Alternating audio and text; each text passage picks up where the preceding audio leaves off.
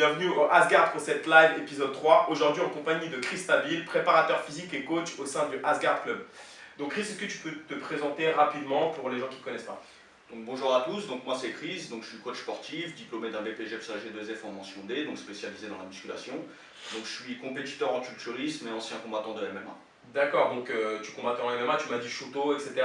Est-ce que tu retrouves des points communs ou alors des avantages d'avoir été combattant maintenant dans ta pratique et ta carrière de culturiste?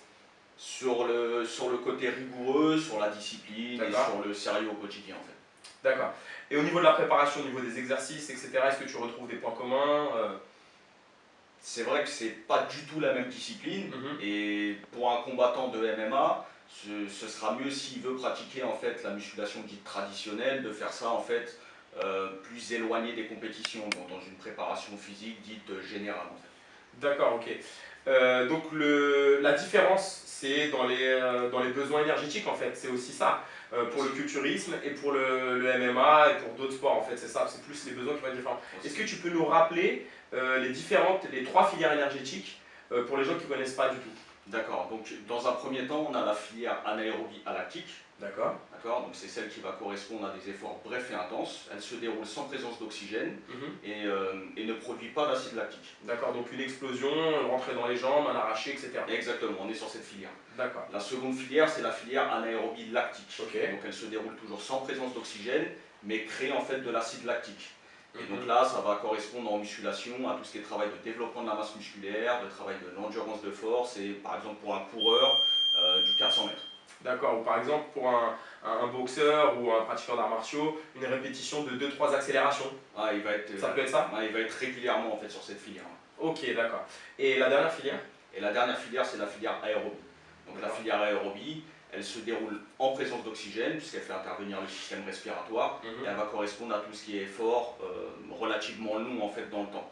Ok, donc on connaît tous la périodisation un peu établie, un peu que tout le monde utilise, c'est-à-dire loin de la compétition, on va travailler plus le système aérobie, puis plus on se rapproche, plus on va devenir dans du fonctionnel et des accélérations, la récupération entre deux accélérations, etc.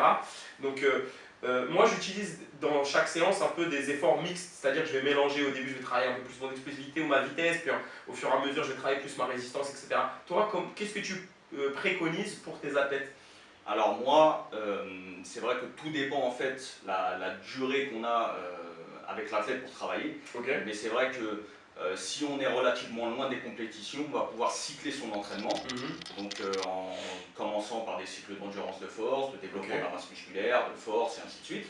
Et plus on va se rapprocher en fait des compétitions et plus on va travailler dans des temps spécifiques en fait à son combat, par exemple si c'est un combattant. D'accord. Donc pour le MMA et le grappling, voilà la différence entre les deux. Le MMA sont des rounds de 3 x 5 minutes, parfois 2 x 5, 3 x 5. Et le grappling, c'est des rounds de 6, voire ça dépend, certaines compétitions maintenant c'est 20 minutes, à la soumission comme le BI, etc.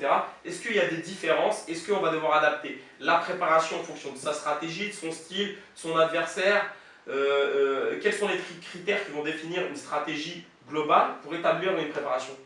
La stratégie, comme tu l'as dit, en fait, elle va être globale. Ça va dépendre du temps d'effort qu'il y aura sur le combat, donc sur le jour J en fait.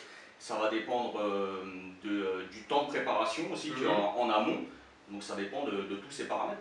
Donc en fait, si on suit ton raisonnement, le MMA et les autres, par exemple le grappling, la boxe, etc., sont des disciplines qu'on peut définir comme mixtes, où on va avoir recours aux différentes filières. C'est ça, aux 3 filières énergétiques. Et ça va changer en fonction de la catégorie, du combattant, de la stratégie, du déroulement du combat. Exactement.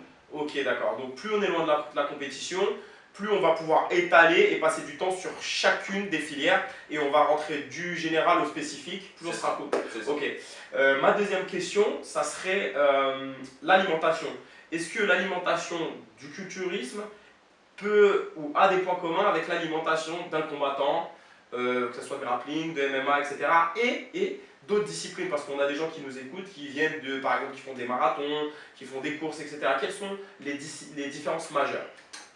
Les différences, ça va être au niveau des besoins énergétiques. Donc un fighter ne va pas avoir du tout les mêmes besoins qu'un culturiste. D'accord. Donc du coup, il va falloir adapter en fait sa diète en fonction de sa discipline.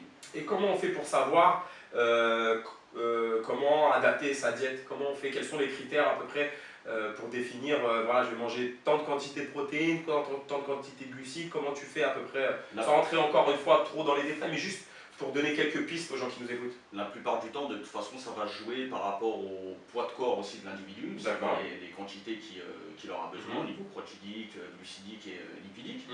Et puis ça va correspondre encore une fois à la discipline qu'il pratique.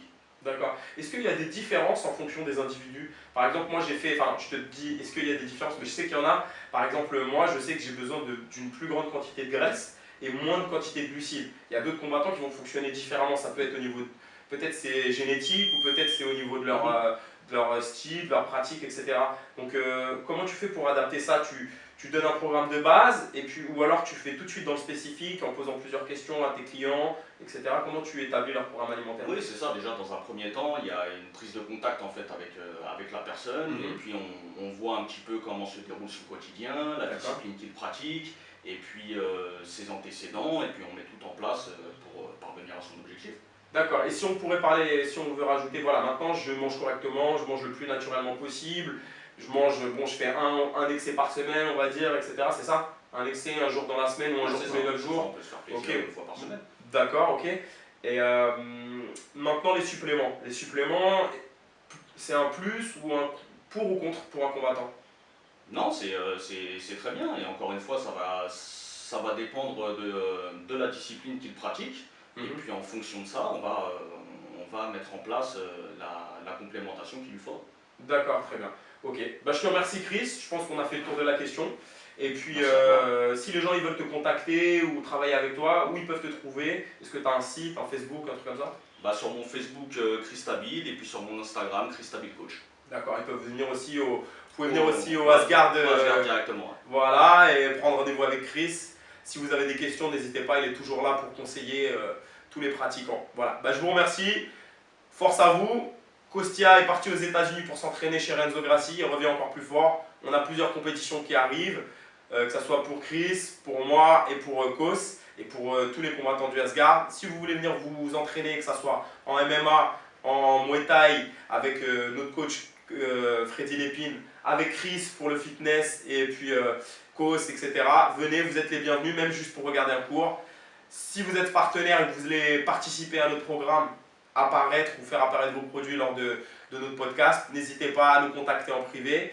Et puis maintenant, on a une chaîne YouTube pour notre Asgard Concept Live. Donc n'hésitez pas à partager, à liker. Et à bientôt pour le prochain épisode, Asgard Concept Live épisode 4. À bientôt, merci à vous.